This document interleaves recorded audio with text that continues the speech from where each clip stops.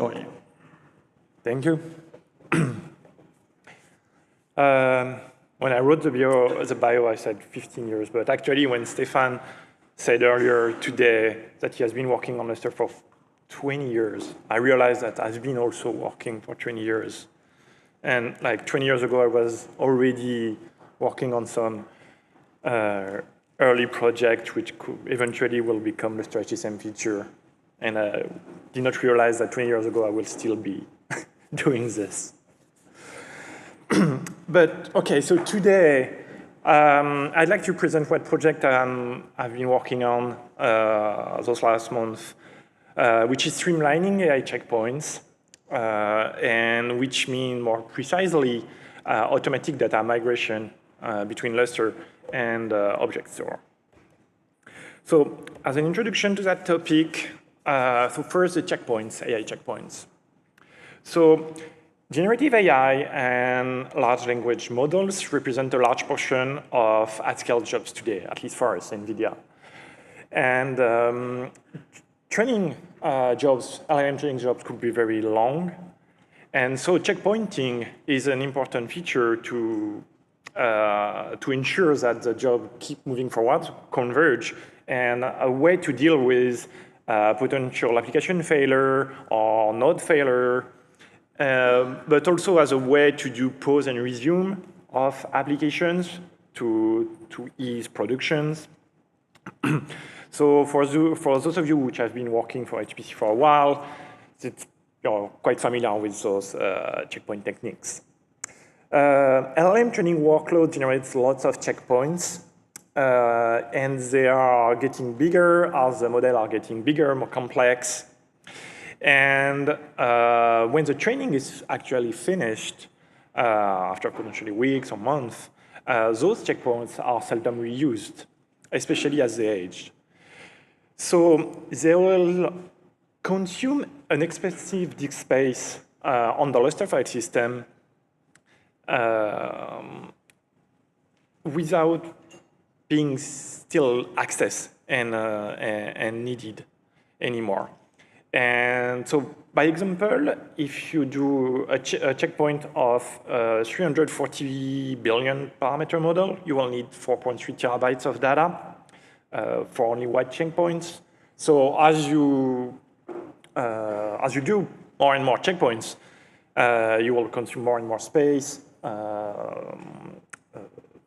quite not really efficiently, especially as you don't access them anymore. So what we are trying to do is to actually offload them to a smaller, cheaper, and slower platform to minimize cost, while keeping that easy to access for application and users. So for that, we are looking at object stores.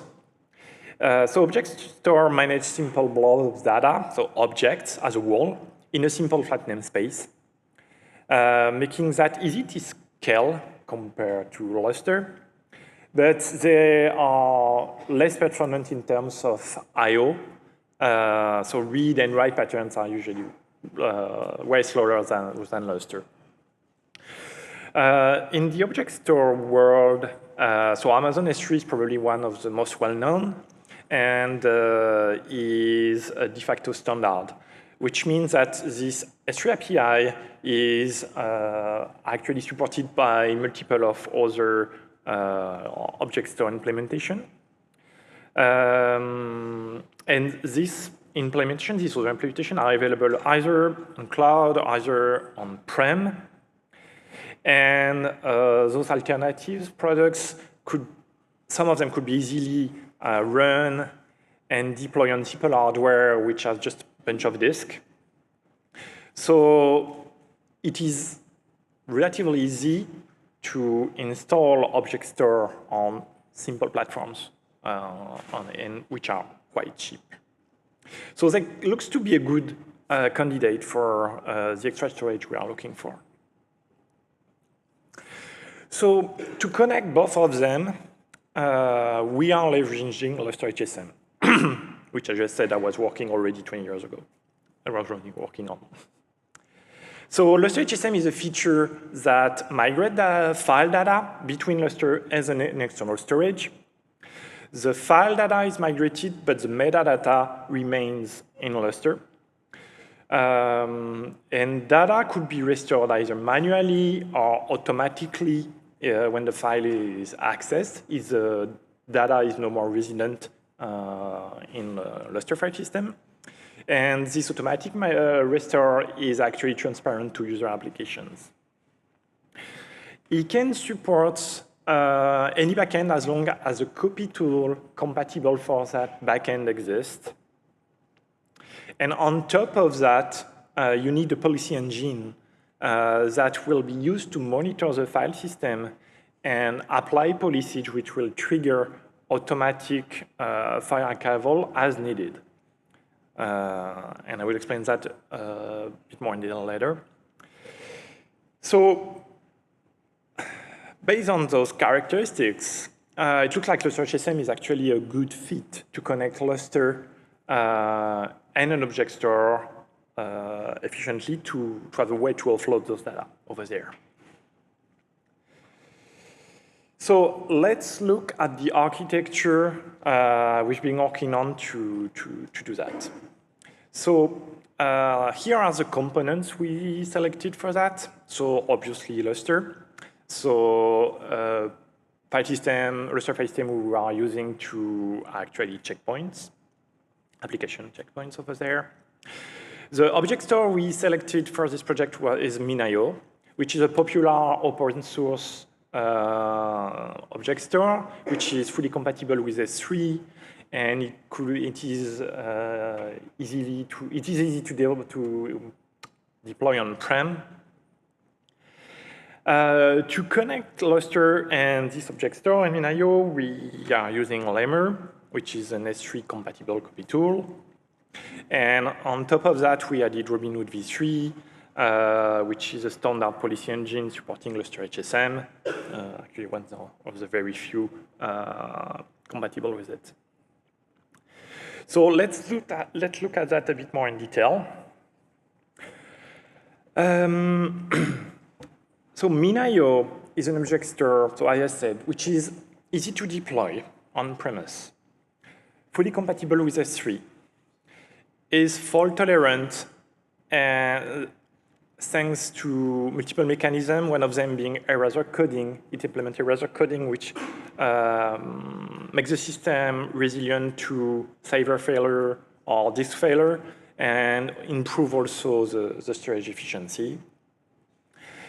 It is deployed on a group of servers with just local disk, so that makes that simple servers chip. And disks are grouped together into server pools, which are sets of disks where erasure coding policies are implemented. Any server can handle the request, and it will distribute that to the other server as needed. But Min.io recommends to have a load balancer in front of them. So for that, we use Nginx. For the copy tool, so the copy tool is actually connected to Lustre and the object store infrastructure. So the copy tool will move data between them for archiving or restore. It is connected to each MDTs of the Lustre file system, and on each MDT there is a component which is the coordinator, which will actually manage and schedule the different requests to move data. So typically the archive or the restore request. So coordinator will collect them, distribute that load to copy tool, and then copy tool will do the data movement between them. More in detail on the copy tool. So there are two publicly available S3 copy tools for Lustre HSM. Originally, we started with S3, which is written in C. It is a simple port of the standard Lustre POSIX copy tool available inside Lustre distribution, which adds this port to S3 API instead of POSIX. It was easy to revive and build. As it is in C, it can easily use the latest version of the libluster API, which was convenient. But on the S3 side, it lacked some of interesting features like multi-part support, and it is relying on a not very well-maintained C library, which is the libs3. So as we were interested in multi-part, we took that opportunity to look at Lemur instead, which is a Go-based copy tool, originally developed by Intel HPDD when they were in charge of Lustre. One of the interesting things is it has more deployments in production, including cloud environment.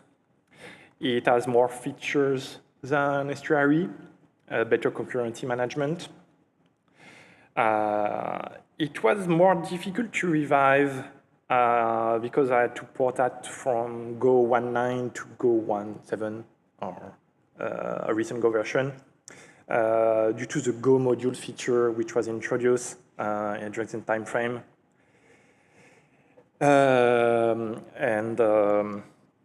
This was more tricky, but eventually succeeded.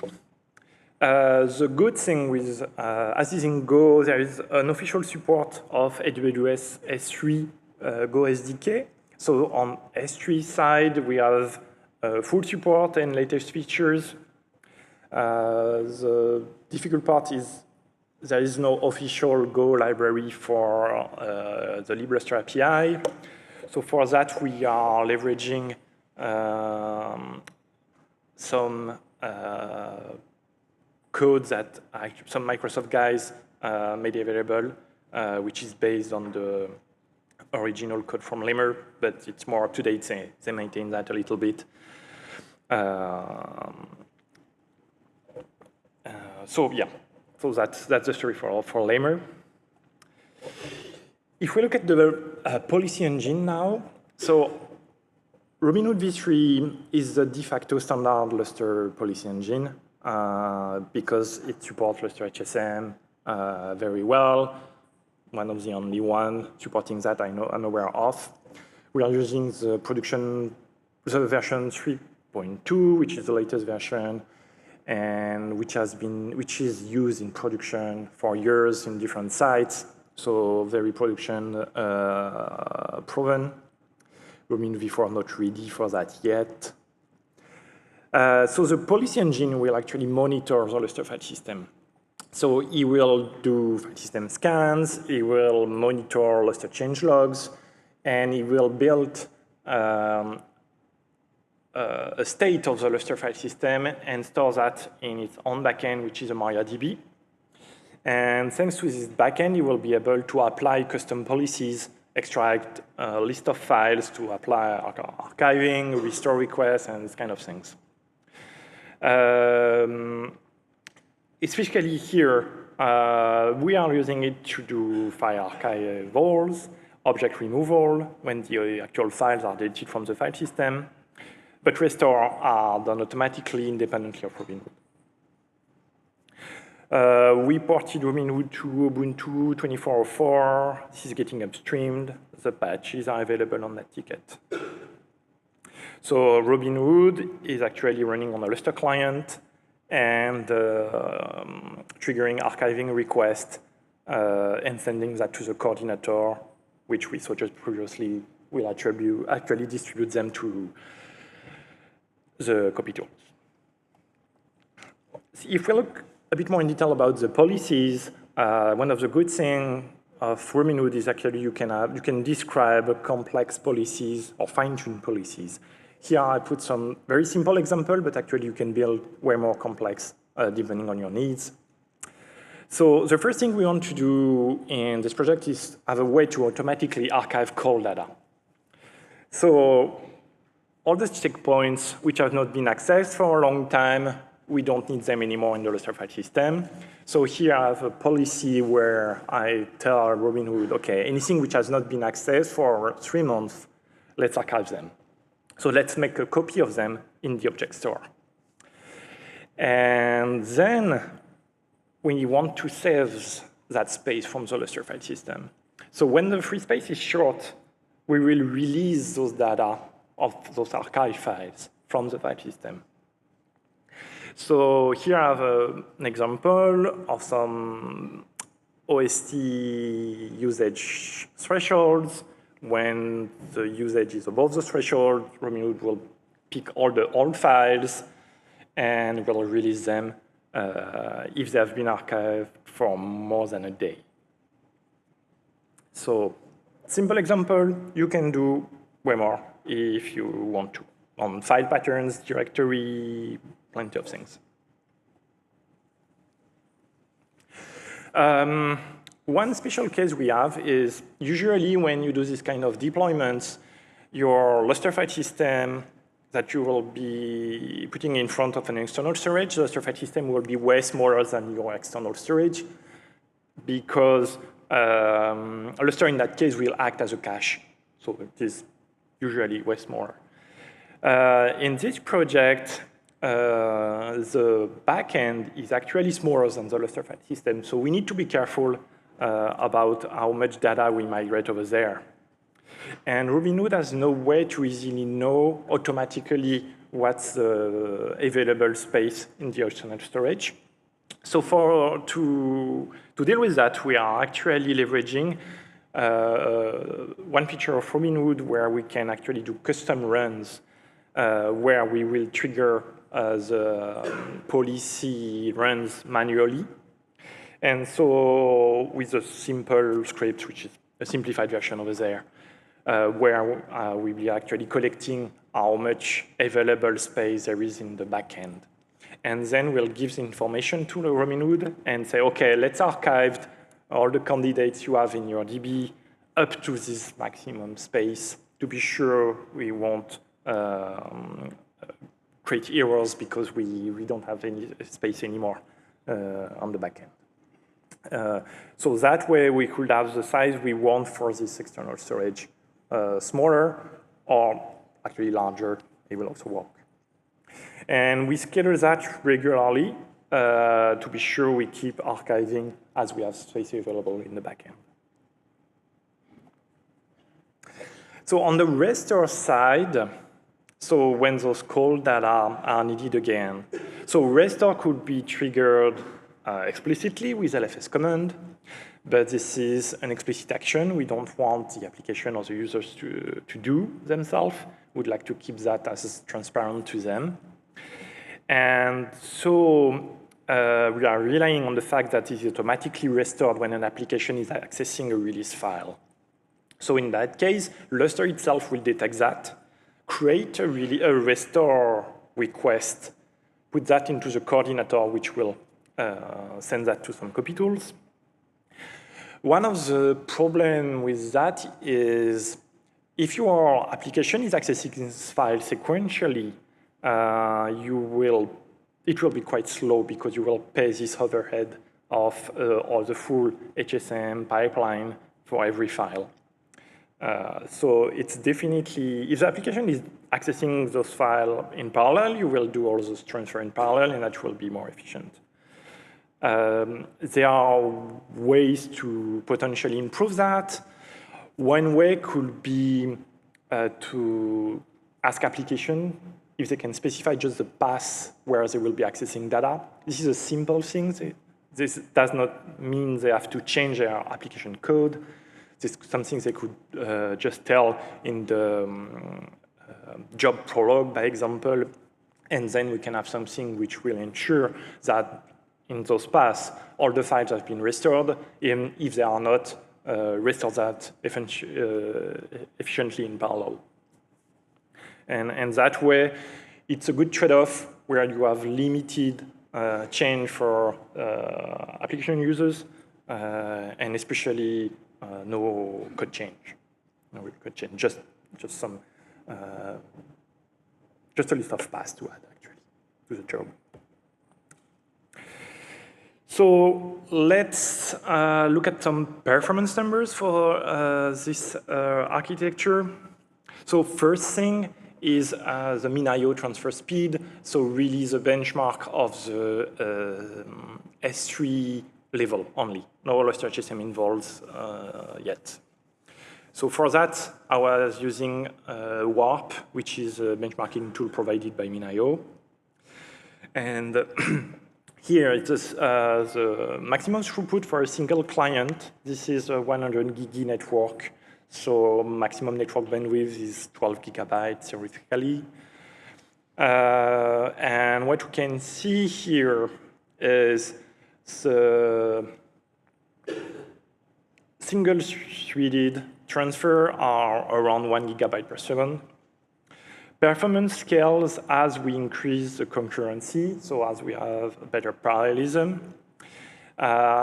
Between 10 and 15 concurrent transfer, we are at 10 gigabytes per second, so if you add all the overhead of TCP and things like that, I think it's close to the maximum throughput for that client. And regarding object size, as soon as you reach something like 10 megabytes object size, it's good enough to, the scalability is okay, and you have a limited overhead due to this small size. 5 megabytes is a bit too small in that case, and you pay some overhead, and you are not able to easily reach a maximum throughput. But the good thing, so basically, if you do that in parallel, you can saturate the bandwidth for one client. So one client which will be running the copy tools. So for get, so for reading data. For put benchmark, so when writing data to the object store, we still have scaling as we increase concurrency, but not as efficiently. And the maximum throughput is lower. We are at 6 gigabytes per second. This overhead is mostly related to the erasure coding and parity management code we have to do when writing. Having larger objects help scale better and reach maximum throughput faster. And in that case, 6 gigabytes was reached with 12 threads. If we look at the lemma transfer speed, so in that case, we are now benchmarking the copy tool itself, which will be running on top of that. On top of what we saw. So, so the transfer speed for a unique file here is close to, it's mostly a gigabyte per second for a unique file. It is quite large because when you have large file, multi-part transfer, I was talking before, helps improving performance. We can see that archive is slower than restore, which is in line with what we saw just previously. And the takeaway here is basically increased concurrency when you are doing S3 transfer, and 12 was a good value to which try to maximize a single file transfer. If we do multiple file transfer in parallel, so if we try to saturate one client, we were able to sustain 6 gigabytes per second when restoring in that case, compared to the 10 we saw previously when just doing S3, and 4 gigabytes when archiving compared to the 6 before. And this scale as you add clients. So if you add 2 clients, you double these numbers. Which means if I come back to the original example I gave in the introduction, a simple checkpoint of 4.3 terabytes of data will be restored in 12 minutes for a single client. 2 clients will do that in 6 minutes, and probably less as you are more clients, which is an overhead you will have to pay only once, because in that case, we are restoring all data from the object store back into Lustre, and the data will stay there because they won't be considered cold anymore because they have just been restored. So if your application needs to access one of those old checkpoints. Okay, the first time, you will have some overhead because you will need to restore all of that. And then all further access will be totally local to Lustre, so no overhead here. And the good thing is you can basically decide the penalty you are okay to pay, just deciding the number of transfer nodes you have, and also sizing your server, your object store server bandwidth accordingly,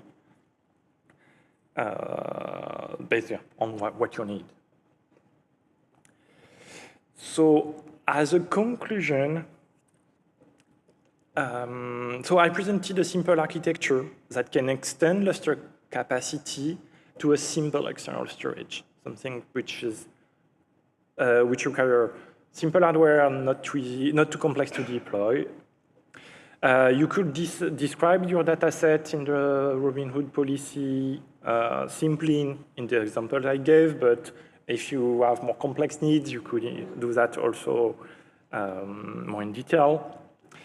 Object store backends offer performing and simple solution for that. We can see we can saturate the client bandwidth on the S3 side.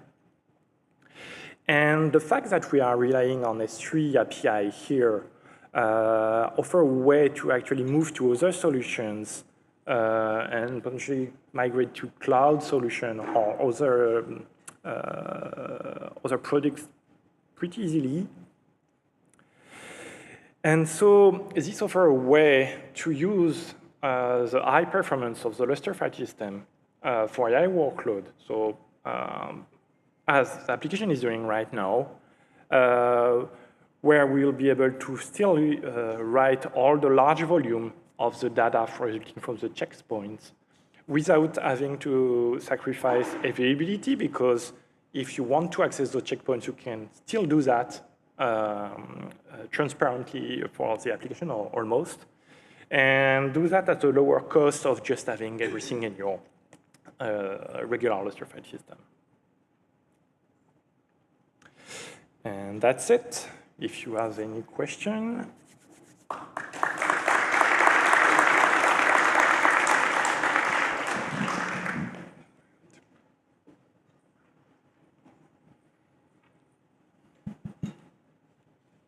Why are the S3 focused?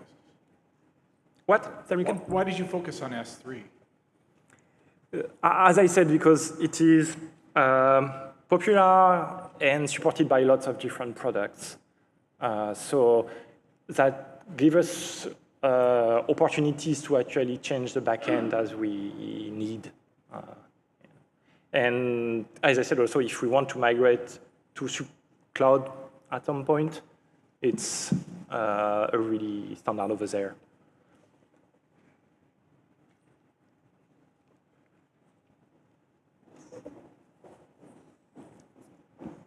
How do you deal with the min.io storage capacity issues? Sorry, could you repeat, please? With min.io, you have fixed storage, right? Yes. And how do you work around that? How do I? Work around that, like if you run out of space, capacity. So this is on-prem deployment, so you have all the typical constraint of when you design such architecture, you have to describe what will be your need and buy the hardware accordingly, so definitely that's one constraint. On the other hand, it's pretty easy to actually extend your your min.io deployment if you have to. So here, this is an example of, by example, here, 4 servers into a server pool. If you can easily extend that, adding more servers and more server pools, and this will extend the capacity. So I think it's pretty smooth. And min.io does the load balancing in the background? That's a good question. I don't think it will. I don't think it will, but I'm not sure. Thank you. So I have a question. what would prevent you from using all of the min.io capacity as Lustre OSTs so that that data is essentially online all the time? The point here was not to have a full, everything inside Lustre, but have two different kind of technology to actually decide where we make, how to say that? I think one good example was, okay, if we want to migrate to cloud at some point, we can do that. If we just have a design where everything is local to Lustre, it will be more difficult. Well, definitely not possible. So we wanted to be able to have two technologies and to migrate. But if you have disk-based OSTs, right? The goal is to move off of flash and to disk-based storage because it's lower cost, right? Yeah. So, definitely it wouldn't work, in a cloud environment, but I'm just wondering if... Yeah, cloud, if you allocate and manage all the storage yourself, but not if you do something like actual S3. In that case, if you do something like a managed service, it won't be possible. So we wanted to have two technologies and be able to migrate and draw a limit and design, and not like have just not extend the Lustre file system with something like FLR or whatever, or LFS migrate. Yeah. It was not what we wanted to do here. Okay. Hi. One of the challenges that come with the HSM pieces, it kind of seems like the best ones are kind of proprietary. So sometimes when we think about our architecture and tiering, we look at that and say it's probably just easier to rsync to another low-cost storage system and just do something stupid with symlinks. But it was interesting that you kind of revived the lemur stuff. Is there any plans to open source some of the changes?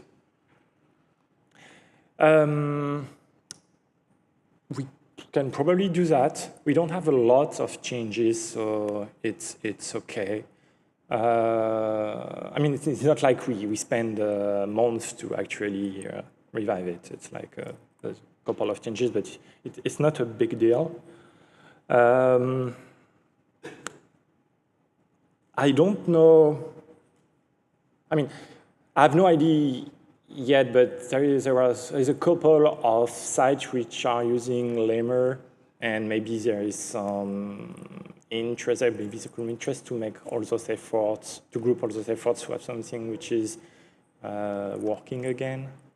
But it's probably doable for us to open source the change we made to revive it. If you just want to have a simple version which works with the current Go environment, that's something we can do. Yeah, I mean, that's kind of the main thing, because if there were any new bugs, like it's hard to like take everything on the really old Go version and go to the new one. Like I'm running Go like 1.23 though, so I try and keep everything up to date. So I've looked at doing exactly what you did, and I'm like, do I have time to do this?